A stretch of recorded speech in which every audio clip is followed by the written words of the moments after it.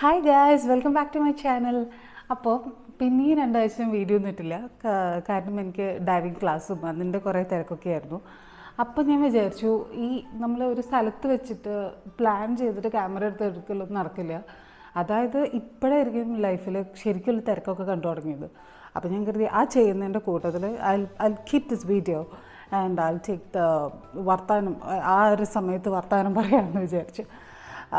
ഞാൻ ഇതിന് ശരിക്കും ഐ ഹേറ്റ് കിഡ്സ് എന്ന് കൊടുത്തതിൻ്റെ ഒരു റീസൺ ഉണ്ട്.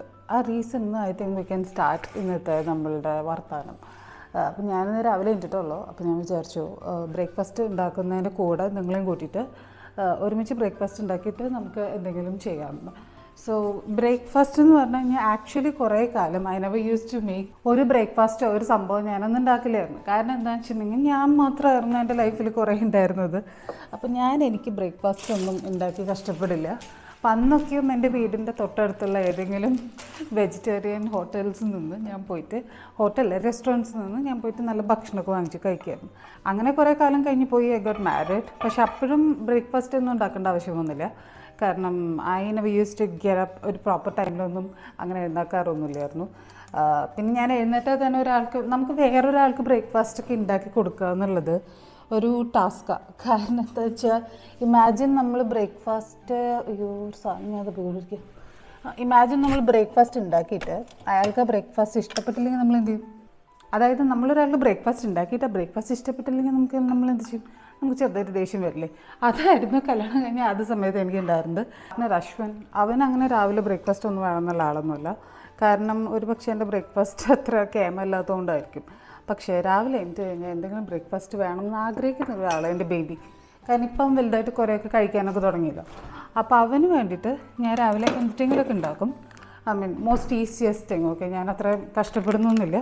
അവനിഷ്ടമുള്ളൊരു സംഭവമാണ് ടോസ്റ്റ്. അവൻ ഇപ്പം മുതൽ ഓരോന്നൊക്കെ കഴിക്കാൻ തുടങ്ങിയിട്ടുള്ളൂ. അപ്പോൾ ഞാൻ വിചാരിച്ചു അവൻ എന്തെങ്കിലുമൊക്കെ ഉണ്ടാക്കാം എല്ലാ ദിവസവും.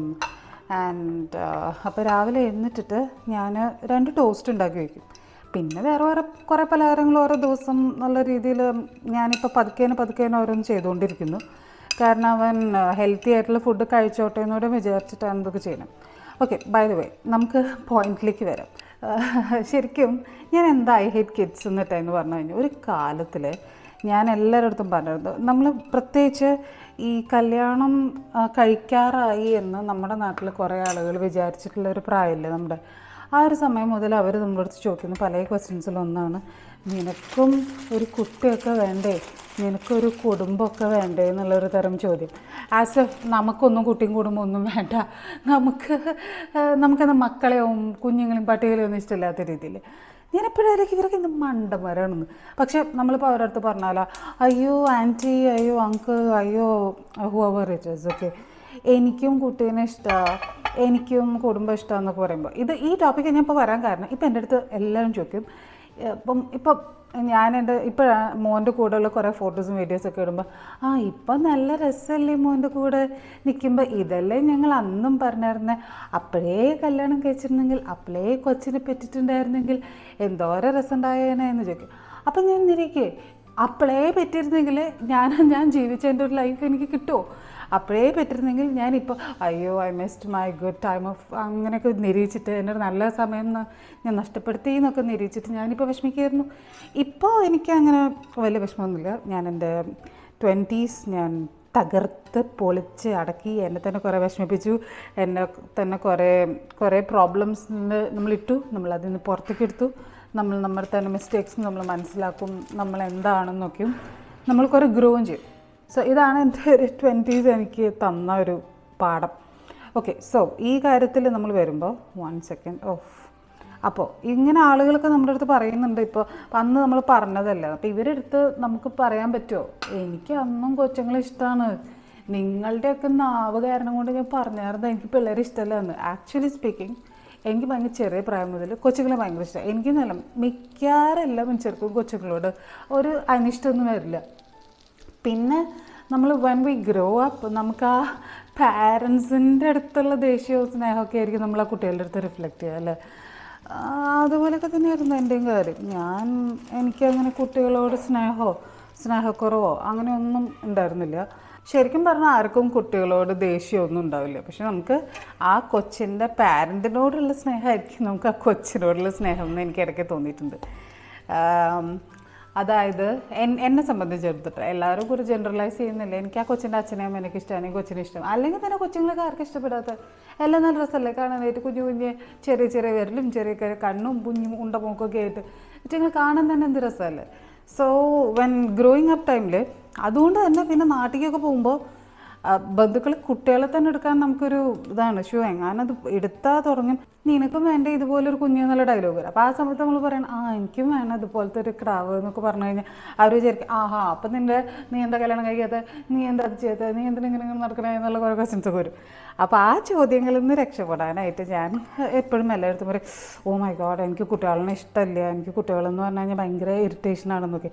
പക്ഷേ സത്യസന്ധമായിട്ടുണ്ടല്ലോ എനിക്ക് കുട്ടികളെ ഭയങ്കര ഇഷ്ടമാണ്. ഈ ചുറ്റുമുള്ള ചൊറിയാത്ത ആളുകൾ കാരണം കൊണ്ട് എനിക്ക് കുട്ടികളെ ഇഷ്ടമല്ല, അതിഷ്ടം നമുക്ക് കുറേ കാര്യങ്ങൾ നമുക്കുണ്ടല്ലോ നമുക്ക് ഇഷ്ടമല്ല എന്നിട്ട് കാട്ടേണ്ടി വരും. വേറെ ഒന്നും കൊണ്ടല്ല. അല്ലെങ്കിൽ ഇതിങ്ങനെ പിന്നാലെ നടന്നിട്ട് എന്താ നീ അത് ചെയ്യാത്ത, എന്താ നീ അത് ചെയ്യാത്ത, അതൊരു പോയിന്റ് കഴിഞ്ഞ് നമുക്കത് ഭയങ്കര അതിനേക്കാൾ വലിയ ഇറിറ്റേഷൻ വേറെ ഇല്ല. പക്ഷെ വേറൊരു സൈഡിൽ നോക്കുകയാണെങ്കിൽ കുട്ടികളെ ഇഷ്ടപ്പെടുന്നതും കുട്ടികളെ ടേക്ക് കെയർ ചെയ്യുന്നതും അതൊരു ഭയങ്കര ഡ്രാസ്റ്റിക്കായിട്ടുള്ള വ്യത്യാസമുണ്ട് കേട്ടോ. എനിക്ക് കുട്ടികളെ ഇഷ്ടമാണ്, പക്ഷെ ഒരു കുട്ടീനെ നോക്കുക എന്ന് പറഞ്ഞു കഴിഞ്ഞാൽ ഇത്രയും വലിയ പാടുള്ള പരിപാടിയാണെന്ന് എനിക്കിപ്പോൾ നോക്കാൻ തുടങ്ങിയപ്പോഴാണ് മനസ്സിലായത്. പക്ഷേ അത് പാടുണ്ടോ എന്ന് വെച്ചാൽ ഒരു സൈഡിൽ അതിൻ്റെ ബുദ്ധിമുട്ടുണ്ട്, ഒരു സൈഡിൽ അതിൻ്റെ രസമുണ്ട്. അതായത് നമ്മളൊക്കെ ഇങ്ങനെ കരഞ്ഞുകൊണ്ടിരിക്കുമ്പോൾ നമ്മളിങ്ങനെ വന്ന് കുഞ്ഞു വിരലോട്ടൊക്കെ നമ്മൾ തൊട്ട് നോക്കുമ്പോൾ അതൊക്കെ നല്ല രസമാണ് ശരിക്കും.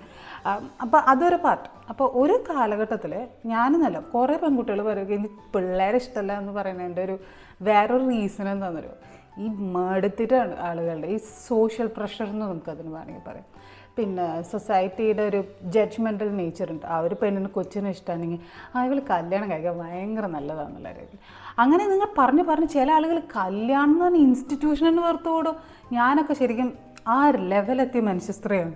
കാരണം ഒരു 10-22 വയസ്സ് മുതൽ ഞാൻ കേൾക്കുന്നത് കല്യാണം കഴിക്കുന്നില്ലേ, കല്യാണം എന്തായി, കല്യാണം എന്താ ചെയ്യാത്തത്. ഒരു പക്ഷേ എൻ്റെ വീട്ടിൽ മിക്കവാറും എല്ലാ ചേച്ചിമാരുടെയൊക്കെ മിക്കവാറും എന്നല്ല എല്ലാ ചേച്ചിമാരുടെയൊക്കെ കല്യാണ ജീവിതം പിന്നെ കുടുംബത്തിൽ കല്യാണം കഴിച്ചിട്ടുള്ള മിക്കവാറും ആളുകളുടെ ലൈഫൊക്കെ കണ്ടപ്പോൾ എനിക്ക് മനസ്സിലായി. അതുകൊണ്ട് ഇപ്പോൾ നമ്മൾ പ്രത്യേകിച്ചൊന്നും അച്ചീവ് ചെയ്യുന്നില്ല. കല്യാണം കഴിച്ചു എന്ന് വെച്ചിട്ട് വലിയ സംഭവമൊന്നുമില്ല. കല്യാണം കഴിക്കുന്നു, പുതിയൊരു ഫാമിലിയെ നമ്മൾ മൊത്തത്തിൽ അങ്ങ് എടുക്കുന്നു, ആ ഫാമിലീനെ നമ്മൾ നമ്മുടേതായിട്ട് സ്നേഹിക്കുന്നു, ആ ഫാമിലി നമ്മുടെ ടീമുകൾ കുറ്റം പറയുന്നു, നമ്മൾ അങ്ങോട്ട് തിരിച്ചു കൊടുക്കുന്നു. ഇതൊരു നമുക്ക് വേറെ പണിയൊന്നുമില്ലെങ്കിൽ നമുക്ക് ഇതും കൂടെ എടുത്ത് തലയിലേക്ക്. പക്ഷെ നമുക്ക് ലൈഫിൽ സത്യസന്ധമായി പറഞ്ഞാൽ നമുക്ക് ലൈഫിൽ നമുക്കൊരു എയിമുണ്ട്, നമുക്ക് കുറച്ച് കാര്യങ്ങളൊക്കെ ചെയ്യണം എന്നൊക്കെ വെച്ചിട്ടുണ്ടെങ്കിൽ ഇപ്പം നമ്മുടെ സൊസൈറ്റി ഉണ്ടാക്കി വെച്ചിട്ടുള്ള ഒരു തരം കല്യാണ ജീവിതമല്ലേ അതതിന് ഭയങ്കര മെനക്കെടാം. അത് എല്ലാവരും സമാധാനിപ്പിച്ച് എല്ലായിടത്തേക്കും നടന്ന് നമുക്ക് നമ്മുടെ പേഴ്സണൽ ടൈം തന്നെ ഇല്ലാണ്ടാവും. കാരണം എല്ലായിടത്തും പരിപാടികളാണല്ലോ, എല്ലായിടത്തും കല്യാണം, പെരുന്നാൾ, പാലുകാച്ചൽ, കല്യാണം, പെരുന്നാൾ, പാലുകാച്ചലൊക്കെയാണല്ലോ പരിപാടികൾ. അപ്പോൾ ഞാൻ പറയുന്നില്ല ഇത് മോശമെന്നല്ല, ഫാമിലി നല്ലതാണ്, ഇവരുടെ ഫാമിലിയുടെ സപ്പോർട്ട് നല്ലതാണ്.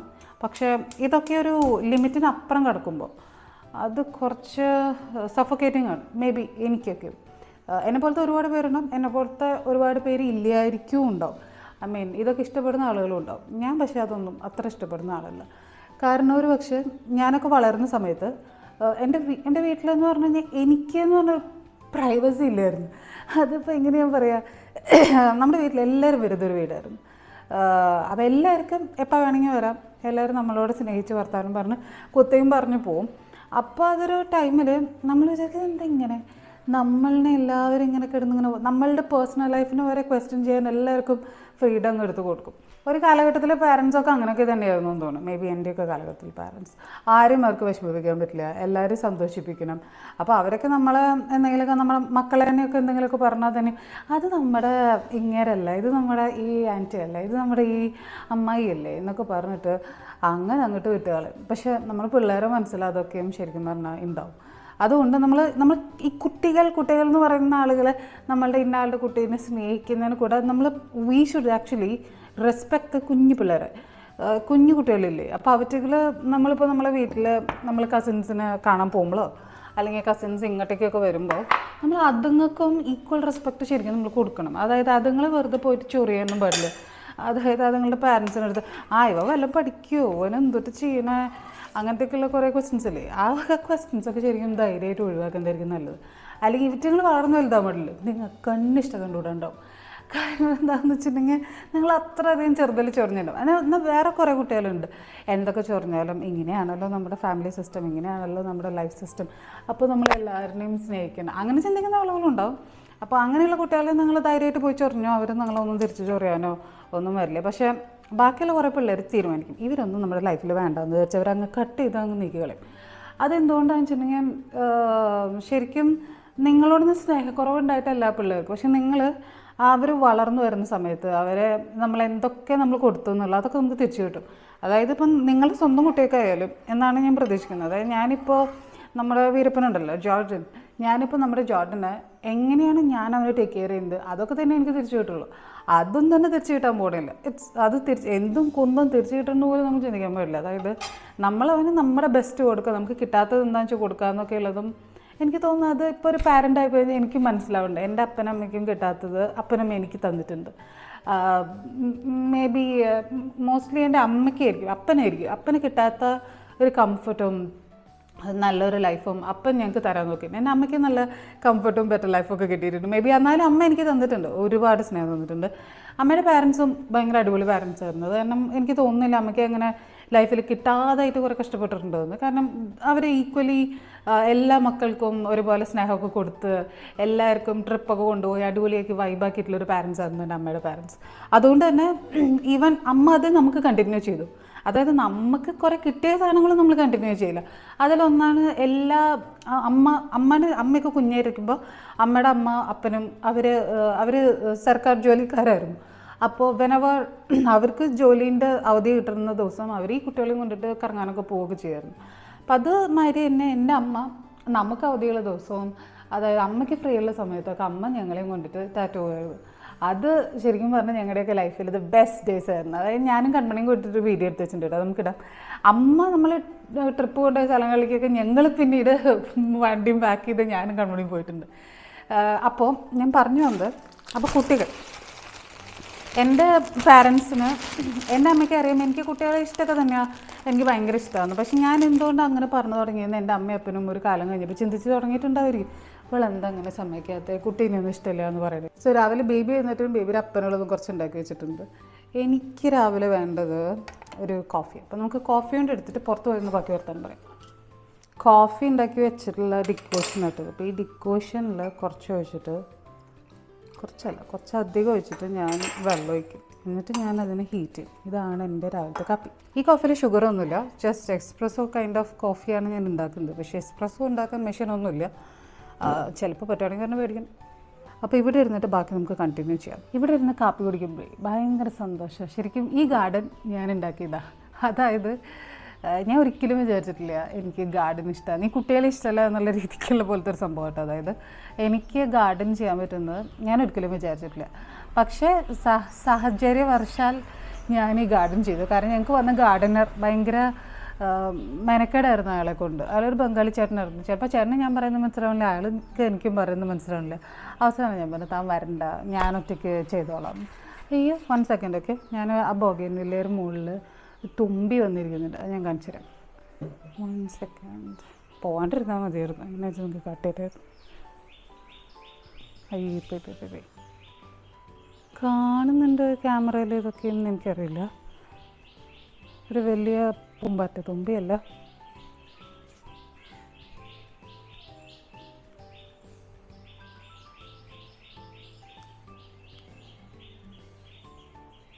അഗെയിൻ നമ്മൾ ടോപ്പിക്കിന് ഡിസ്ട്രാക്റ്റഡ് ആയിപ്പോയി. എനിക്ക് ഏതാണ്ട് ഒരു 23 അല്ലെങ്കിൽ 22 വയസ്സുള്ളപ്പോൾ മുതൽ എൻ്റെ കൂടെയൊക്കെ പഠിച്ച ഓരോരുത്തർ പ്രസവിക്കാൻ തുടങ്ങി. ആൻഡ് അവർക്കൊക്കെ ബേബീസ് വന്നു തുടങ്ങി. ആൻഡ് ഞാൻ ആ സമയത്ത് I was very happy about them. Okay, അവർക്ക് ബേബി വന്നതിൽ എനിക്ക് ഭയങ്കര സന്തോഷമായിരുന്നു. I was very happy for them. അവർക്ക് അങ്ങനെ കുഞ്ഞ് വന്നതിൽ അവർക്ക് വേണ്ടിയിട്ട് ഞാൻ ഭയങ്കര സന്തോഷവതിയായിരുന്നു. പക്ഷേ വേറൊരു സൈഡിൽ നമുക്ക് എല്ലാ ദിവസവും വീട്ടിൽ നിന്ന് ഫോൺ കോൾ വന്നിട്ട് പറയും, അയ്യോ മോളെ നിൻ്റെ പ്രായമല്ലേ അവൾക്കുള്ളത്, എന്നിട്ട് അവൾ കല്യാണം കഴിച്ച് അവൾക്ക് കൊച്ചുണ്ടായി. ഈ പറച്ചിലൊക്കെ ഉണ്ടല്ലോ നമുക്ക് എന്നും കേൾക്കാൻ തുടങ്ങുമ്പോൾ നമുക്ക് ഭയങ്കര ചൊറിയായിട്ട് തോന്നും. ഇത് എനിക്കറിയാം, എനിക്ക് ഓഡിയൻസ് ഭയങ്കര കുറവാണ്. ഇത് കേൾക്കുന്ന ഏതെങ്കിലും അമ്മമാരുടെ മക്കൾക്ക് കല്യാണപ്രായമൊക്കെ ആയിട്ടുണ്ടെങ്കിൽ അവരെടുത്ത് ഈ വക ഡയലോഗ്സ് ഒന്നും ദയവ് ചെയ്ത് അടിക്കരുത്. കാരണം ഇതിനൊക്കെ ക്രിഞ്ചസ്റ്റും നമ്മളെ ഏറ്റവും ഡിസ്റ്റർബിങ്ങും ആയിട്ടുള്ള ഒരു ഡയലോഗ് വേറെയില്ല. ഇത് കേൾക്കും തോറും നിങ്ങൾ ഒരിക്കലും വിചാരിക്കരുത് ഇത് കേട്ട് മോട്ടിവേറ്റഡ് ആയിട്ട് നമ്മൾ പോയിട്ട് കൊച്ചിനെ പ്രസവിക്കുന്നു. അങ്ങനെ ആരും ചെയ്യില്ല. ആക്ച്വലി ഇത് കേട്ട് കഴിഞ്ഞ് നമുക്ക് എന്ത് തോന്നുന്നറിയോ, ഭ്രാന്തും ഇതല്ലാണ്ട് വേറെ പണിയൊന്നുമില്ല എന്നുള്ളൊരു ചിന്തയാണ് ശരിക്കും വരിക. അപ്പോൾ ദയവ് ചെയ്തിട്ട് ഇങ്ങനെ ഏതെങ്കിലും അമ്മമാർ പെൺമക്കളുടെ അടുത്ത് ഇങ്ങനെ അവർക്കൊക്കെ കൊച്ചുണ്ടായി അവരൊക്കെ കല്യാണം കഴിച്ചു എന്നൊക്കെ പറയണ കേൾക്കുമ്പോൾ നമുക്ക് അവരുടെ മക്കൾക്ക് കൂടുതൽ ഇറിറ്റേഷനാണ് വരിക. അപ്പോൾ ഇതൊരു നല്ല കാലത്തോളം ഞാൻ ഇതന്നെ കേട്ടുകൊണ്ടിരുന്നത്. അപ്പോൾ ഞാൻ വിചാരിക്കും എന്തിനാ ഇതൊക്കെ എൻ്റെ അടുത്ത് വന്നിട്ട് പറയണേ. എനിക്കാണെങ്കിൽ പിന്നെ നമ്മളെ പാരൻസ് മാത്രമല്ല നമ്മുടെ അടുത്ത വീട്ടിലെ ആളുകളും നമ്മളുടെ ബന്ധുക്കളും ഒക്കെ വന്നിട്ട് വരും, നിനക്ക് മുമ്പ് എനിക്കിപ്പോഴും ഓർമ്മയുണ്ട്.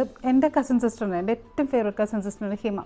അപ്പോൾ എൻ്റെ ഏതെങ്കിലും വീഡിയോയിലൊക്കെ ഞാൻ അവളെ കാണിക്കട്ടെ. എൻ്റെ ലൈഫിൽ ഭയങ്കര ഇഷ്ടമുള്ള ഒരാളാണ് ഹിമയ്ക്ക് 3 ബേബീസ് ഉണ്ട്. അപ്പോൾ അവളുടെ ആദ്യത്തെ 2 ബേബീസ് വന്ന ദിവസം എനിക്ക് ഭയങ്കര സന്തോഷമായിരുന്നു. കാരണം അവരെന്നെ വല്യമ്മയെന്ന് വിളിക്കുക. അവൾ എന്നെക്കാട്ട് 1 വയസ്സിന് കുഞ്ഞിതാണ്.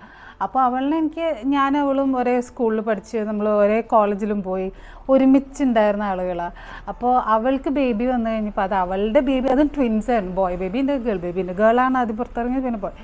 അവളുടെ കുഞ്ഞുങ്ങൾ വന്നപ്പോൾ എനിക്ക് അത്ര സന്തോഷമായിരുന്നു. എന്നെ വല്യമ്മയെന്ന് വിളിക്കാൻ ഒരാൾ വന്നു. അതുമാതിരി എൻ്റെ ചേച്ചി പ്രസവിച്ചപ്പോൾ ഈ ക്വസ്റ്റ്യൻ ഞാൻ അധികം കേട്ടിട്ടില്ല. ഇവളെ പ്രസവിച്ച് കഴിഞ്ഞിട്ട് പിന്നെ വന്ന ഞങ്ങളുടെ തന്നെ ഒരു ഫാമിലി ഗെറ്റ് ടുഗദറിൽ നിൻ്റെ സിസ്റ്റർ നിന്നെ എന്താ ഗോളടിച്ചല്ലോ എന്ന്. അപ്പോൾ സാധാരണഗതിയിൽ ഇങ്ങനെയൊക്കെ പറഞ്ഞു കഴിഞ്ഞാൽ എനിക്ക് ഭയങ്കര ഇറിറ്റേഷനാണ്. ഇത് കേട്ടപ്പോൾ ഞാൻ വിചാരിച്ചു ഇവർക്കൊക്കെ എവിടെ നിന്നാണ് വന്നിട്ടുള്ളത് ഈ വകച്ചോറി. ഞാൻ എൻ്റെ ഉള്ളിൽ അത്രയും ഹാപ്പിയാണ്. കാരണം എനിക്ക് 2 പിള്ളേർ പറഞ്ഞ ഫീലായിരുന്നു. എനിക്ക് അവളുടെ 2 പിള്ളേർ ജനിച്ചു കഴിയുമ്പോൾ മേ ബി മറ്റേ ചേട്ടനും ചേച്ചിയൊക്കെ എന്തായാലും നമുക്കറിയാമല്ലോ, ചേട്ടനും ചേച്ചിനും കുട്ടികൾ നമ്മളെക്കാൾ മുമ്പും അവരുണ്ടാവും എന്നറിയാം. ഇവക്ക് കുഞ്ഞുങ്ങളുണ്ടായപ്പോൾ നമ്മുടെ കുഞ്ഞിനെ എത്തിക്കുന്ന അവർക്ക് 2 പിള്ളേർ വരിക എന്നൊക്കെ പറയുമ്പോൾ അതൊരു ഡിഫറെൻ്റ് ആയിട്ടുള്ളൊരു ഫീലാണ്.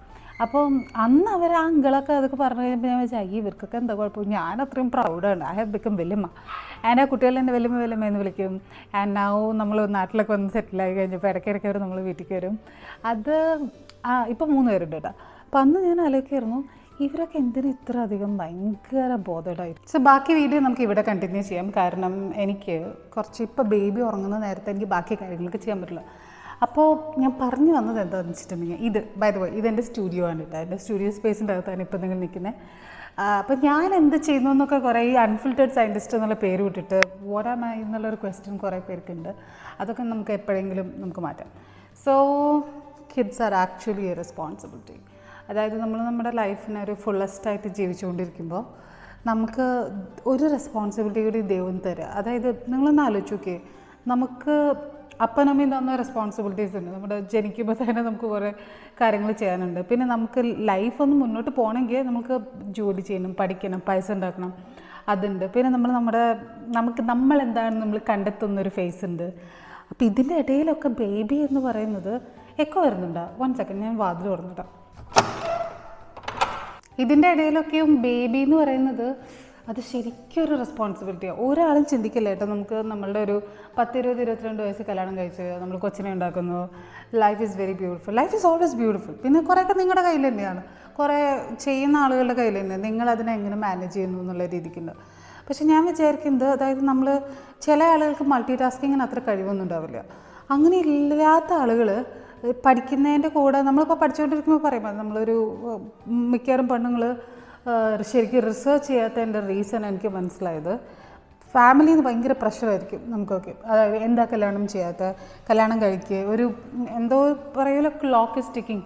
ആ പ്രായം കഴിഞ്ഞ് കഴിഞ്ഞാൽ ആ ക്ലോക്ക് അങ്ങോട്ട് ടിക്കടിച്ച് ഓടിപ്പോകും. അപ്പോൾ നമുക്ക് പിന്നെ കല്യാണം കഴിക്കാൻ പറ്റില്ല എന്നൊക്കെ. അപ്പോൾ അത് ഒരു തരത്തിൽ പറഞ്ഞു കഴിഞ്ഞാൽ നമ്മളിപ്പോൾ ഒരു സൊസൈറ്റി പറയുന്ന അറേഞ്ച്ഡ് മാരേജ് എന്ന ഒരു ചട്ടക്കൂടിനകത്ത് നിന്നിട്ട് നിങ്ങൾക്ക് കല്യാണം കഴിക്കണമെങ്കിൽ ബെസ്റ്റ് തിങ് ഈസ് കുറേ പഠിക്കാനൊന്നും പോകരുത്, കുറേ ചിന്തിക്കുകയൊന്നും ചെയ്യരുത്. നിങ്ങൾ വേഗം തന്നെ കല്യാണം കഴിച്ചിട്ട് ഒരു 10, 20, 22, 23, 24 വയസ്സിന് മുമ്പ് കല്യാണം കഴിച്ചോ. എന്നിട്ട് നിങ്ങൾ 2-3 കുട്ടികളൊക്കെ പെറ്റിട്ട് നമുക്ക് പറ്റാവുന്ന കാര്യങ്ങളൊക്കെ ചെയ്ത് നമുക്ക് ജീവിക്കാം. ഇനി നിങ്ങൾ മൾട്ടി ടാസ്കർ ആണെങ്കിൽ നിങ്ങൾക്ക് ഇതും ചെയ്യാം, അപ്പുറത്ത് നിങ്ങളുടെ പഠനവും മുന്നോട്ട് കൊണ്ടുപോകാം, നിങ്ങളുടെ ജോലി മുന്നോട്ട് കൊണ്ടുപോകാം, കുടുംബം ബ്യൂട്ടിഫുൾ ആക്കാം. ഞാൻ എപ്പോഴും ആലോചിക്കും എങ്ങനെയാണ് അങ്ങനെ ചെയ്യുന്നത്. നമ്മളിങ്ങനെ പറയും women are blessed with multi tasking എന്നൊക്കെ. പക്ഷെ അതൊക്കെ വെറുതെ പറയുന്നത്. അതായത് ഗ്ലോറിഫൈയിങ് വുമൻഹുഡിൻ്റെ ഇല്ലാത്തൊരു പാർട്ടാണ് ശരിക്കും അത്. അതായത് മൾട്ടി ടാസ്കിങ് ആർക്കായാലും ബുദ്ധിമുട്ടാണ്. മൾട്ടി ടാസ്ക് ആര് ചെയ്താലും നമുക്ക് ഫോക്കസ് കിട്ടില്ല. പ്രത്യേകിച്ച് നമ്മൾ റിസർച്ചൊക്കെ ചെയ്തുകൊണ്ടിരിക്കുകയാണെങ്കിൽ നമ്മൾ മൾട്ടി ടാസ്കും ചെയ്ത് റിസർച്ച് ചെയ്യുക എന്ന് പറയുമ്പോൾ അത് സിൻസിയർലി സ്പീക്കിംഗ് അത് ഭയങ്കര ബുദ്ധിമുട്ടാണ്. എനിക്കൊരു എത്ര പേര് ക്രൗണിൻ്റെ സീരീസ് കണ്ടു എന്നറിയില്ല, വെബ് സീരീസിൽ ക്രൗൺ. അതിനകത്തൊരു സീനുണ്ട്, എലിസബത്ത് ടൈലർ. അവർ വീട്ടിൽ രാത്രി ഭക്ഷണം ഉണ്ടാക്കുന്നത് അവരാണ്. അതുവഴി I don't know what crown കാണിക്കാൻ ശ്രമിച്ചത് എന്താണെന്ന്. അതായത് ഇതൊക്കെ ഉണ്ടായിട്ടും ഇത്രയും വലിയ പൊസിഷനിലിരിക്കുന്ന ഒരു വലിയ വൺ ഓഫ് ദ പ്രധാന വനിതയായിട്ട് പോലും അവർ ബ്രേക്ക്ഫാസ്റ്റും ഡിന്നറും അവർ ഭർത്താവിനുള്ളതും കൊച്ചുങ്ങൾക്കുള്ളതും അവരെന്നെ ഉണ്ടാക്കിയെന്ന് കാണിക്കാൻ വേണ്ടിയിട്ടാണോ എന്നറിയില്ല. പക്ഷെ അതത്ര ഈസി അല്ല ശരിക്കും. അതത്ര പ്രാക്ടിക്കൽ ഫേസിൽ അതത്ര നമുക്ക് എളുപ്പമൊന്നുമല്ല. ആളുകൾ വെറുതെ പറയുന്നതാണ് ശരിക്കും, നിങ്ങൾക്ക് അതും ചെയ്യാം ഇതും ചെയ്യാം. അതായത് ഞാൻ എൻ്റെ റിസർച്ച് തുടങ്ങിയ കാലത്ത് എന്നും കേൾക്കുമായിരുന്നു.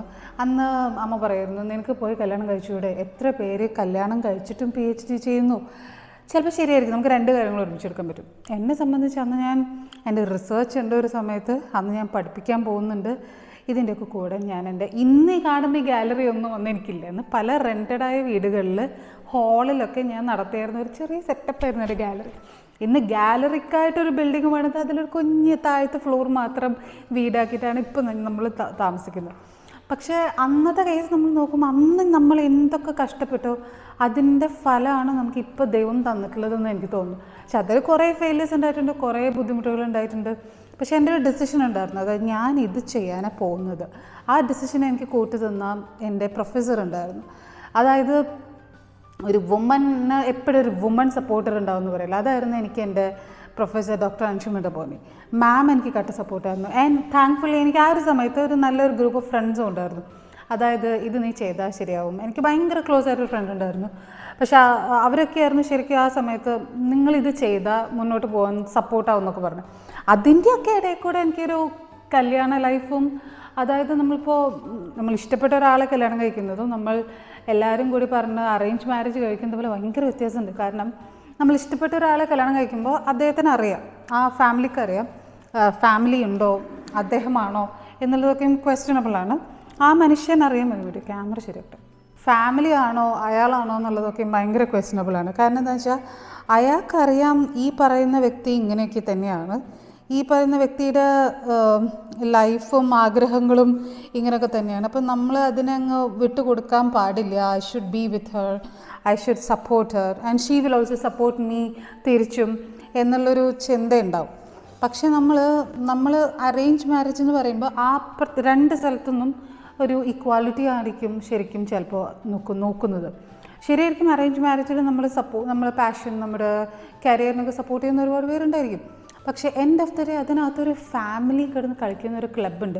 ആൻഡ് ഞാൻ വരുന്ന ചെറിയ നാട്ടിൽ നിന്ന് എസ്പെഷ്യലി ഞാൻ വരുന്ന ചെറിയ സ്ഥലത്ത് നിന്നെന്ന് പറഞ്ഞാൽ അവിടെ ഈ ഫാമിലി, അവർക്ക് കല്യാണങ്ങൾ, മനസ്സമ്മതങ്ങൾ, പാല് കാച്ചൽ, വീട് മാറ്റം, പിന്നെ അത് ഇത് എന്ന് പറഞ്ഞാൽ കുറേ പരിപാടികളുടെ നാടാണ്. അതൊരു കണക്കിന് നല്ലതാണ്, എല്ലാവരും എൻജോയ് ചെയ്യും. പക്ഷെ അത് എൻജോയ് ചെയ്യാത്തൊരു ഗ്രൂപ്പും ഉണ്ടാവുമായിരിക്കും. ലൈക്ക് മീ, എന്നെ മാതിരി കുറച്ച് പേരൊക്കെ ഉണ്ടാവും തോന്നുന്നു. അതായത് എന്നെ സംബന്ധിച്ചിടത്തോളം ഒരു പരിപാടിക്ക് ഡ്രസ്സ് ചെയ്ത് പോകുക എന്നുള്ളതിൻ്റെ അത്രയും ആങ്സൈറ്റി എനിക്ക് തരുന്ന ഒരു സംഭവം വേറെ ഇല്ല. അതുകൊണ്ട് ഈവൻ എൻ്റെ ഭയങ്കര ക്ലോസ് ആയിട്ടുള്ള കുറേ കസിൻസിൻ്റെയും ബന്ധുക്കളെയും പരിപാടിക്ക് വരെ ഞാൻ പോയിട്ടില്ല. മേ ബി അവർക്ക് മനസ്സിലായിട്ടുണ്ടോ, അവർ ചിലപ്പോൾ എന്നെ അറിയുന്നതുകൊണ്ട് അവരങ്ങനെയൊന്നും തിരിച്ചൊന്നും കാട്ടിയിട്ടൊന്നുമില്ല. But that doesn't mean I don't like them. എനിക്ക് അവരെ ഇഷ്ടമല്ലാണ്ടല്ല, എനിക്ക് അവരെ ഭയങ്കര ഇഷ്ടമാണ്. പക്ഷേ ഈ ഭയങ്കരമായ കുറേ ആളുകൾ വരുന്ന ആ ക്രൗഡിലേക്ക് എനിക്ക് ഇറങ്ങി ചെല്ലാൻ, പ്രത്യേകിച്ച് ഈ വക പരിപാടികൾ എനിക്കെന്തോ അർത്ഥശൂന്യാണെന്നും എനിക്ക് തോന്നാറുണ്ട്. ആൻഡ് എനിക്ക് അത്ര എനർജിയും ഇല്ല. അത്രയും ഗ്രൂപ്പ് ഓഫ് പീപ്പിളിൻ്റെ അടുത്തേക്ക് നമ്മൾ ചെന്ന് നമ്മൾ അവരെ എൻ്റർടൈൻ ചെയ്യുന്നല്ല, നമ്മുടെ പരിപാടി ആയിരിക്കില്ല, ഹോസ്റ്റ് ചെയ്യുന്ന വേറെ ആളുകളായിരിക്കും. പക്ഷെ നമ്മളെന്നാൽ ആ പ്രോഗ്രാമിലേക്ക് എൻ്റർ ചെയ്യാനുള്ള എനർജി എനിക്കില്ല. അപ്പോൾ അങ്ങനത്തെ ആളുകൾ വേറെ ഉണ്ട്. അപ്പോൾ അങ്ങനത്തെ ഒരു സമൂഹത്തിലാണ് ഐ ഹാവ് ആക്ച്വലി ജനിച്ചിട്ട് വളർന്നത്. അപ്പോൾ അതിൻ്റേതായ കണ്ടിന്യൂവേഷൻ ആയിരിക്കും ഞാൻ ചില എക്സ്റ്റൻഡഡ് ഫാമിലിയിൽ നിന്ന് എനിക്ക് നല്ലോണം അറിയാം. അപ്പോൾ അവരെ നമുക്ക് അറേഞ്ച് മാരേജ് എന്ന് പറയുമ്പോൾ അതിൽ നമുക്ക് അവരെ ഡിസപ്പോയിൻറ്റഡ് ഒന്നും ആക്കാൻ പറ്റില്ല. കാരണം രണ്ട് ഫാമിലി അറിഞ്ഞുകൊണ്ടല്ലേ ഈ പരിപാടിക്ക് പോകുന്നത്. അപ്പോൾ നിങ്ങളുടെ വാർഡ് എന്തുകൊണ്ടാണ് ഇങ്ങനെ ചെയ്യുന്നില്ല എന്നുള്ള ക്വസ്റ്റ്യൻ കുറേ വരും. പിന്നെ അങ്ങോട്ട് ഇങ്ങോട്ട് ഫാമിലി ചാറ്റിൽ പ്രശ്നമൊക്കെ വരും. അതിനൊക്കെ നല്ലത് നമുക്ക് ഇഷ്ടമല്ല, നമ്മളിനെ സപ്പോർട്ട് ചെയ്യുന്ന, നമുക്കും സപ്പോർട്ട് ചെയ്യാൻ പറ്റുന്ന അണ്ടർസ്റ്റാൻഡിങ് ആയിട്ടുള്ള ഒരു പാർട്ട്ണർ ഏതെങ്കിലും കാലത്ത് വരുമ്പോൾ നമ്മൾ അയാളുടെ കൂടെ സെറ്റിൽ ഡൗൺ ചെയ്യുന്നതല്ലേ ശരിക്കും നല്ലത്. നിങ്ങളൊന്ന് ആലോചിച്ച് നോക്കിയാൽ അതൊരു പ്രഷറാണ്. എനിക്കറിയാം ആ ഒരു കാലഘട്ടം നമ്മൾ സർവൈവ് ചെയ്യാന്നുള്ള പ്രഷറാണ്. ചിലപ്പോൾ അങ്ങനത്തെ ഒരാൾ വന്നില്ല എന്നിരിക്കും. വന്നില്ല എന്ന് വെച്ചാലും നമ്മളങ്ങനെ പോയില്ല എന്ന് വെച്ചാലും നമുക്കൊന്നും നഷ്ടപ്പെടാനില്ല ശരിക്കും പറഞ്ഞു കഴിഞ്ഞാൽ. നല്ല മനസ്സമാധാനം ഉണ്ടാകും. Okay, end of the day നമ്മൾ ആരുടെ കൂടെ പാർക്കുകയാണെങ്കിലും നമ്മൾ അപ്പുറത്തെ ഒരാളുടെ മനസ്സിനെ കൂടെ നമ്മൾ കെയർ ചെയ്യാൻ, അപ്പുറത്തെ ഒരാളുടെ സ്പേസിനെ കൂടെ വാല്യൂ ചെയ്യാനും വിശപ്പിനെ കൂടെ വാല്യൂ ചെയ്യാനും നമ്മൾ പഠിക്കണം. ഇല്ല എന്ന് വെച്ചിട്ടുണ്ടെങ്കിൽ ലൈഫ് കുറച്ച് മോശമാവും. അതുകൊണ്ട് ഞാൻ പറയും ഈ കല്യാണം കഴിക്കണം എന്നുള്ളത് ആർക്കും എൻഫോഴ്സ്ഡ് ആക്കി കൊടുക്കേണ്ട ഒരു സംഭവമല്ല. ഒന്നാമത്തെ തിങ്, കുട്ടികളെ ഉണ്ടാക്കേണ്ടതും ഒരു എൻഫോഴ്സ്മെൻറ്റിൽ കൊടുക്കേണ്ട കാര്യമൊന്നുമില്ല. വേണമെങ്കിൽ ഉണ്ടാവട്ടെ അങ്ങോട്ട്. ഈ ലോകത്ത് ശരിക്കും ഒരുപാട് കുഞ്ഞുങ്ങളുള്ള ലോകമാണ്. അപ്പോൾ എല്ലാവരെയും നമ്മൾ ഒരേപോലെ തന്നെ ട്രീറ്റ് ചെയ്യണം. എല്ലാ കുഞ്ഞുങ്ങൾക്കും നമ്മൾ സ്പേസ് കൊടുക്കണമെന്നൊന്നും. 1 സെക്കൻഡ്, ഞാനിവിടെ എന്താ ചെയ്തുകൊണ്ടിരിക്കുന്നത്, ഒരു സ്കെച്ച് വരച്ചുകൊണ്ടിരിക്കും. എല്ലാ കുഞ്ഞുങ്ങൾക്കും എല്ലാവരെയും നമ്മൾ എൻഗൾഫ് ചെയ്യണമെന്നൊന്നുമില്ല. താല്പര്യമുള്ള കുട്ടികളുണ്ടാവട്ടെ, പുറത്തേക്ക് വരാൻ താല്പര്യമുള്ളവരുണ്ടാവട്ടെ. ഇത് കുട്ടി എന്ന് പറയുന്നതല്ലേ, അതൊരു ഭയങ്കര പ്രഷറായി തോന്നുമ്പോൾ അത് ഭയങ്കര ഇറിറ്റേറ്റിംഗ് ആണ്. അതായത് എനിക്ക് കുട്ടികളെ ഒരിക്കലും ഇഷ്ടമില്ലാതെ ഇരുന്നിട്ടില്ല. ഇപ്പം എൻ്റെ കൊച്ചിൻ്റെ കൂടെ ഒരു ഫോട്ടോ ഒക്കെ ഇടുമ്പോൾ അവർ ഇപ്പം മനസ്സിലായില്ല അവർക്ക് കൊച്ചിൻ്റെ വില, കൊച്ചിൻ്റെ നല്ലത്. കൊച്ചുള്ളത് നല്ലതാണ്, പക്ഷെ അതുകൊണ്ട് തന്നെ എൻ്റെ കരിയർ കുറേ എനിക്ക് സാക്രിഫൈസ് ചെയ്യേണ്ടി വന്നിട്ടുണ്ട്. അതൊക്കെ ഞാൻ എപ്പോഴെങ്കിലും പിന്നെ പറയാം. പിന്നെ കാരണം നമ്മളൊരു കാര്യം ചെയ്യുമ്പോൾ കൊച്ചിനെ ഉണ്ടാക്കിയിട്ട് മേ ബി ഞാൻ ആ ഒരു ഫുള്ളി ഫോക്കസ്ഡ് ആയിട്ടൊരു ഔട്ട്കം കിട്ടണമെന്ന് വിചാരിക്കുന്നതുകൊണ്ടായിരിക്കും എൻ്റെ കൊച്ചിന് ഫുൾ ടൈം ഒരു മെയ്ഡ് നോക്കുന്നതിനടുത്തോ ഒരു ഫുൾ ടൈം ഞാൻ അറ്റൻഷൻ കൊടുക്കാതെ വിടുന്നതിനോടൊന്നും എനിക്ക് യോജിപ്പില്ല. ഞാനൊരു സംഭവം ഉണ്ടാക്കി കഴിഞ്ഞാൽ if I M creating something, അതിൻ്റെ റെസ്പോൺസിബിലിറ്റിയും എൻ്റെ തലയിലിരിക്കുമ്പോൾ അത് കുറച്ചെങ്കിലും നമ്മളതിന് അക്കൗണ്ടബിലിറ്റിയും നമ്മൾ എടുക്കുന്നുണ്ട്. നമ്മളുടെ അക്കൗണ്ടബിലിറ്റിയിലിരിക്കുന്ന, നമ്മളുടെ റെസ്പോൺസിബിലിറ്റിയിലിരിക്കുന്ന ഒരു സംഭവം മൊത്തത്തിൽ എന്നാൽ നമ്മൾ വേറെ ആൾക്ക് കൊടുത്തിട്ട് you take care of it എന്ന് പറയുന്നതിനോട് എന്തുകൊണ്ടോ എനിക്കത്ര ഒരു യോജിപ്പില്ല. എനിക്ക് നല്ല വിയോജിപ്പുള്ളൊരു സംഭവമാണ്. അതുകൊണ്ട് തന്നെ എനിക്കിപ്പോൾ എല്ലാം കൂടെ ശരിക്കും മാനേജ് ചെയ്യാൻ സത്യമായിട്ടും പറ്റുന്നില്ല. എൻ്റെ ഗാലറി കുറേ കാലമായിട്ട് സ്റ്റക്കായിരുന്നു.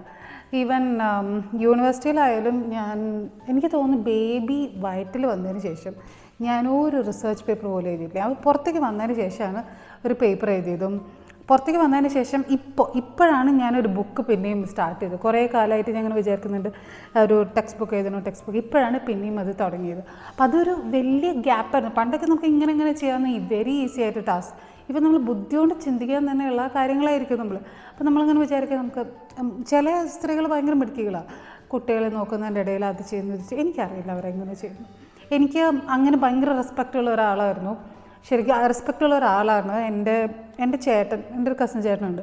എൻ്റെ ചേട്ടൻ കല്യാണം കഴിച്ചു കൊടുക്കുന്ന ചേച്ചിക്കായിരുന്നു. ഞങ്ങളുടെ കുടുംബത്തിൽ തന്നെ ആദ്യത്തെ PhD ഉണ്ടായിരുന്ന ചേച്ചിയുടെ പേര് ഫെൻസീന. അപ്പോൾ ഈ PhD എന്ന് പറഞ്ഞ ഐഡിയ എനിക്ക് കിട്ടുന്നത്, അതായത് പെൺകുട്ടി PhD ചെയ്യുന്നത്. അന്ന് എൻ്റെ ഒരു കസിൻ ബ്രദറും PhD ചെയ്യുന്നുണ്ടായിരുന്നു. പക്ഷേ നമ്മുടെ നാട്ടിൽ അങ്ങനെയാണല്ലോ, ചെക്കന്മാരൊക്കെ ഭയങ്കരമായിട്ട് പഠിക്കാനൊക്കെ പ്രൊമോട്ട് ചെയ്യും. ഈ ചേച്ചി അന്ന് PhD ചെയ്യുന്ന കെമിസ്ട്രിയിൽ. മേ ബി അന്നായിരിക്കും എനിക്ക് PhD ചെയ്യുന്ന കെമിസ്ട്രിയിൽ PhD ചെയ്യുന്ന ചേച്ചി. ആൻഡ് ചേച്ചി നല്ല മിടുക്കിയാണെന്ന് എല്ലാവരും പറയും. ആൻഡ് ചേച്ചി റിയൽ ലൈഫിൽ നല്ല മിടുക്കിയ, നല്ല സ്മാർട്ടായിട്ടുള്ളൊരു പെങ്കൊച്ച്. എനിക്ക് തോന്നുന്നു അന്ന് വരെ നമ്മുടെ കുടുംബത്തിൽ കണ്ടിട്ടുള്ള ഭയങ്കര സുന്ദരിയാവാനുള്ള കോമ്പറ്റീഷനിലും ഈ നല്ല നല്ല ഡ്രസ്സിട്ട് നടക്കാനുള്ള കോമ്പറ്റീഷനിലുള്ള പെണ്ണുങ്ങളെ മാത്രം കണ്ടിട്ട് ഇങ്ങനെ ഒരു പെണ്ണിനെ കണ്ടു കഴിഞ്ഞപ്പോൾ എനിക്ക് ഭയങ്കര ഇഷ്ടമായി, ഭയങ്കര ആരാധനയായി. അവർ കല്യാണത്തിൻ്റെ ദിവസമൊക്കെ ഞാനിപ്പോഴും എനിക്ക് ഓർമ്മയുണ്ട്. അന്ന് ഞാൻ ചെറുതാണ്. അപ്പോൾ ഞാനിങ്ങനെ ആലോചിക്കുന്നത് ആ ചേച്ചിക്ക് എന്നത്രമാരത്തെ ഒരു അനിയത്തിയുണ്ട്, എന്നെക്കാട്ടിയും 2 വയസ്സിനൊക്കെ താഴെയെന്ന് തോന്നുന്നു. അപ്പം ഞാനെന്നാ ആലോചിച്ചിട്ടുണ്ട്, ഇവൾക്ക് എന്ത് നല്ലതല്ലേ, ഇത്രയും ബ്രില്യൻ്റ് ആയിട്ടുള്ളൊരു ചേച്ചി ഉണ്ടാവുക. അപ്പോൾ അന്ന് എനിക്കൊരു അനിയത്തിയുണ്ട്. അന്ന് എൻ്റെ അനിയത്തി വാസ് വെരി സ്മോൾ, കുഞ്ഞിത് പിക്കിരി. ഞാനേ ചെറുതപ്പോൾ അവൾ ഭയങ്കര ചെറുതാണ്. അപ്പം ഞാൻ വിചാരിച്ചിട്ടുണ്ട് some day when I grow up ഇവൾക്ക് ഞാൻ ഇതുപോലത്തെ ഒരു ചേച്ചിയാവുന്നു. ആ ചേച്ചി ഭയങ്കര മിടുക്കിയായിരുന്നു. ആ ചേച്ചി അന്ന് PhD ചെയ്ത് തീർക്കാൻ പോണതിൻ്റെ മുമ്പ് അങ്ങോട്ടാണ് കല്യാണം കഴിച്ചത് എന്ന് തോന്നുന്നു. അത് കഴിഞ്ഞിട്ടാന്ന് തോന്നുന്നു കല്യാണം PhD കിട്ടിയത്. അപ്പം അന്ന് ഞാൻ ആലോചിക്കുന്നു, ചേച്ചി എത്ര സ്മാർട്ടാണ്, ചേച്ചി എങ്ങനെയാണ് കാര്യങ്ങളൊക്കെ ചെയ്യുന്നത്. അപ്പം അന്ന് ഈ ഐഡിയ ഓഫ് PhD എൻ്റെ തലയിൽ കൊണ്ടിട്ടത് ഈ ചേച്ചി ഫിൻസ് ചേച്ചി. ഞാനിത് ഫിൻസ് ചേച്ചിയുടെ അടുത്ത് പോലും ഞാൻ ഇത്രയും കാലമായിട്ട് പറഞ്ഞിട്ടുണ്ടാവില്ല. മേ ബി ഇപ്പോഴായിരിക്കും ഞാൻ ഈ വീഡിയോ തന്നെ ചേച്ചി കാണുമെന്ന് എനിക്കറിയാൻ പാടില്ല. അപ്പോൾ ഈ പെണ്ണുങ്ങൾക്ക് ഇത്രയും പഠിക്കാനൊക്കെ പറ്റും എന്നൊക്കെയുള്ള ഐഡിയ തന്നതും എനിക്ക് ഈ ചേച്ചിയുടെ അപ്പ ഭയങ്കര നല്ലൊരു സപ്പോർട്ടീവായിട്ടുള്ളൊരു മനുഷ്യനായിരുന്നു. അപ്പോൾ അന്ന് എനിക്ക് മനസ്സിലായി, നമ്മൾ എന്തെങ്കിലുമൊക്കെ ചെയ്യണമെങ്കിൽ കുറച്ച് ബുദ്ധിയുള്ള സപ്പോർട്ടീവായിട്ടുള്ള പാരൻസും കൂടി ഉണ്ടെങ്കിൽ നമുക്ക് നല്ലതാണ്. അതില്ലെങ്കിൽ നമുക്ക് കാര്യങ്ങളൊക്കെ മുന്നോട്ട് ചെയ്യാൻ പറ്റും. പക്ഷെ അന്ന് ആ ചേച്ചിക്ക് കിട്ടുന്ന റെസ്പെക്റ്റൊക്കെ ഇല്ലേ, അതെന്നെ ഭയങ്കരമായിട്ട് ഇഷ്ടപ്പെടുത്തി. അതായത് ഞാൻ വിചാരിച്ചു, ഞാൻ എന്തെങ്കിലുമൊക്കെ ചെയ്യുന്നുണ്ടെങ്കിൽ പഠിക്കണം, കാര്യം ചെയ്യണമെന്ന്. പക്ഷേ ഒരു പോയിന്റ് എത്തിക്കഴിഞ്ഞപ്പോൾ, ഒരു PG ഒക്കെ കഴിഞ്ഞ് കഴിഞ്ഞപ്പോൾ എനിക്ക് ഈവൻ ഐ വാസ് കൺഫ്യൂസ്ഡ്. ഞാൻ എൻ്റെ PGയിൽ ടോപ്പറെല്ലാമായിരുന്നു. പക്ഷേ എന്നിട്ടും എനിക്ക് കൺഫ്യൂസ്ഡ് ആയിരുന്നു, ഞാൻ എന്നെക്കൊണ്ട് PhD താങ്ങാൻ പറ്റുമെന്ന്. കാരണം ഞാൻ വിചാരിക്കുന്ന PhDക്കുള്ള അത്രയും ഇൻ്റലക്ച്വൽ കപ്പാസിറ്റി എനിക്കുണ്ടോയെന്ന് എനിക്ക് അന്ന് അറിയില്ലായിരുന്നു. കാരണം എനിക്ക് എത്ര നല്ല ഓർമ്മയുണ്ട്. എനിക്ക് തോന്നുന്നു ആ ചേച്ചി കല്യാണം കഴിച്ച് വന്ന് പിന്നീട് PhD കിട്ടി. പിന്നെ ചേച്ചി സ്കൂളിലോ കോളേജിലോ ഒന്ന് പഠിപ്പിക്കാനും പോയിരുന്നു. അടുത്തുള്ള LF-ലാണ് തോന്നുന്നു ചേച്ചി പഠിപ്പിച്ചുകൊണ്ടിരുന്നത്. പിന്നെയാണ് കുറേ കാലം ചേച്ചി നാട്ടിലൊക്കെ പഠിപ്പിച്ചു. പിന്നെ ചേച്ചി പുറത്തുപോയി. അപ്പോൾ ആ ഒരു സമയത്ത് ചേച്ചിയുടെ ലൈഫൊക്കെ ഞാൻ കണ്ടിട്ടുണ്ട്. ആ സമയത്ത് ചേച്ചിക്ക് ബേബി വരുന്നു. ആൻഡ് ആ മോനായിരുന്നു ശരിക്കും, നമ്മുടെ വീട്ടിൽ കുറേ ബേബികളുണ്ട്. അപ്പോൾ എല്ലാവരുടെയും നിന്ന് ഒരു കുറച്ച് വ്യത്യസ്തമായിട്ടുള്ളൊരു മോനായിട്ട് എനിക്ക് തോന്നി. അതായത് എല്ലാ ചെക്കന്മാരും ഭയങ്കര കുറുമ്പന്മാർ, ഭയങ്കര വികൃതി പണ്ടാരം ചെക്കന്മാരാണ് നമ്മുടെ അവിടുത്തെ. ഇവനും വികൃതിയൊക്കെ കുറച്ചൊക്കെ ഉണ്ട്, പക്ഷെ ഭയങ്കര ഡിസിപ്ലിൻഡ് ആയിട്ടുള്ള ഒരു നല്ല മോൻ. അപ്പോൾ അതെനിക്ക് ശരിക്കും ഇപ്പം അതൊക്കെ ആലോചിക്കുമ്പോണ്ടല്ലോ എനിക്ക് ഭയങ്കര ഒരു ഓവർവെൽമിങ് ഫീലാണ്. അതായത് അവൻ കുഞ്ഞിതായിട്ട് അവനെ ഞാൻ കാണുമ്പോൾ അപ്പോൾ ഞാനന്ന് വിചാരിക്കുമായിരുന്നു എത്ര നല്ല മോനല്ല. അപ്പോൾ ഞാൻ മൈ ഗോഡ്, എനിക്ക് ഓർമ്മകളില്ല. ചില നമ്മുടെ ചെറുതിലെ നല്ല ഓർമ്മകൾ നമ്മൾ കണ്ടു നിറയ്ക്കുന്നൊക്കെ പറയുന്ന ഒരു സിറ്റുവേഷനിലാണ് ഞാൻ. അപ്പം അന്ന് ഞാൻ ആലോചിക്കുമായിരുന്നു,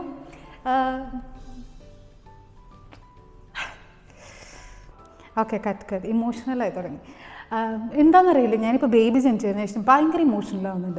അന്ന് ഞാൻ വിചാരിക്കുന്നു ഞാനും ചേച്ചിനുമാതിരി വലുതായിട്ട് PhD ഒക്കെ ചെയ്യണം. അപ്പോൾ എനിക്കുണ്ടാകുന്ന മോനും ഇതുമാതിരി കുറച്ചെല്ലാം ഡിസിപ്ലിൻഡ് ആയിട്ടുള്ള ബേബിയാവും. ആൻഡ് ഇപ്പോൾ ഈ വീഡിയോ എടുക്കുമ്പോഴാണ് ഞാൻ ആലോചിച്ചത്, ഇപ്പോൾ വെൻ ഐ ടേൺ ബാക്ക്, ഇപ്പോൾ എനിക്കൊരു മോനുണ്ട്. ആൻഡ് അവൻ അത്രയും പ്രാന്തനൊന്നുമല്ല, കുറച്ച് അടക്കൊതുക്കമുള്ള. അവൻ്റെ പേര് അപ്പു എന്നായിരുന്നു. നമ്മുടെ ചേച്ചിയുടെ മോൻ്റെ പേര് അപ്പു എന്ന്. അപ്പോൾ ക്രിസ് എന്ന് പറഞ്ഞൊരു പേര്, പക്ഷെ നമ്മളൊക്കെ അവൻ അപ്പു എന്ന് വിളിക്കും. ഇപ്പോൾ കുറേ കാലം വലിയ ചെക്കനായ ശേഷം നമുക്കങ്ങനെ കോണ്ടാക്റ്റ് ഒന്നുമില്ല കേട്ടോ. അവനങ്ങനെ ഇപ്പം വലിയ മോൻ എന്ന് പറയുന്നത് അവൻ എനിക്ക് തോന്നുന്നു 24-25 വയസ്സൊക്കെ ആയിട്ടുണ്ടാവും എന്നാണ് എനിക്ക് തോന്നുന്നത്. അപ്പം അന്ന് നമുക്ക് ഇവൻ എന്ന് പറയുന്നത് ഭയങ്കര ഒരു കുഞ്ഞു മോൻ, അത്ര കുറുമ്പൊന്നും അധികം ഇല്ലാത്ത. എനിക്കതിൽ ഏറ്റവും ഹൈലൈറ്റായിട്ട് തോന്നിയിട്ടുള്ളത്, അന്ന് അവൻ ഈ തറയിൽ വീണ സാധനമൊന്നും അവൻ പെറുക്കി തിന്നില്ലായിരുന്നു. അവനന്ന് പാത്രത്തിലുള്ളത് മാത്രമേ തിന്നുള്ളൂ. അപ്പം ഞാൻ കണ്ടിട്ടുള്ള കുട്ടികളെ എല്ലാം ഇങ്ങനെ തിന്നും, എല്ലാം മണ്ണൊക്കെ ഇങ്ങനെ വാരി കളിക്കും, അങ്ങനത്തെ കുട്ടികളെയാണ് ഞാൻ കണ്ടിട്ടുള്ളത്. ഈവൻ എൻ്റെ അനിയത്തിയുണ്ട്, ഭയങ്കര കുറുമ്പത്തിയായിരുന്നു, കുഞ്ഞായിരുന്നു, ഭയങ്കര കുറച്ച് കുറുമ്പത്തിയായിരുന്നു. അപ്പം അവളെനിക്ക് ചിലപ്പോൾ എൻ്റെ മനസ്സിലുള്ള ഒരു ഗേൾ ബേബി എന്ന് പറഞ്ഞ ഇമേജ് അവളും. ഇപ്പം എനിക്ക് തോന്നുന്നു ബോയ് ബേബി, സമാധാനമുള്ള ബോയ് ബേബി വാസ് അപ്പു. അവനായിരുന്നു എൻ്റെ മനസ്സിലുള്ള കുഞ്ഞു ബോയ് ബേബി എന്ന് പറയുന്നത്.